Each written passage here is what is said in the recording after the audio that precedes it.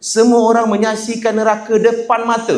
Waktu itu tengok pula pahala tak berapa nak banyak. Kena buat apa waktu tu? Masing-masing nak lepas tengkuk masing-masing. Dengan kita laksanakan amanah, sebenarnya dia akan membuang rasa sombong. Dia akan mengalihkan rasa kasih dan sayang. Sebab kita tahu, tuan-tuan, takut-takut yang ni memang akan berlaku pun kat padang mahsyar. Sebab amanah yang kita pegang hari ni, dia bukan takat habis dekat dunia, tapi kita kena bawa sampai kat padang mahsyar. Sehingga kan Nabi gambarkan di padang mahsyar, masing-masing akan menuntut hak masing-masing.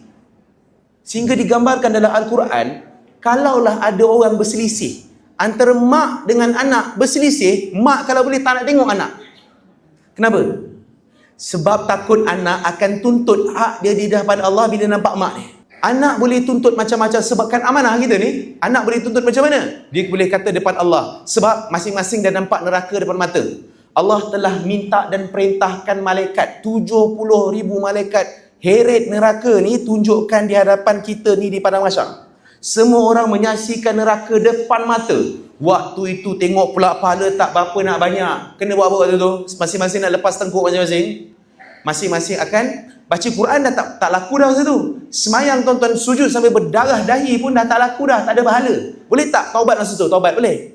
Istighfar boleh istighfar. Astaghfirullahalazim, astaghfirullahalazim, astaghfirullahalazim. Boleh tak? Dah tak laku. Tapi sekarang laku tak sekarang ni? Kalau buat astaghfirullahalazim, laku tak? Laku. Tapi nanti di padang mahsyar tak ada lagi lah laku segala amal ibadah.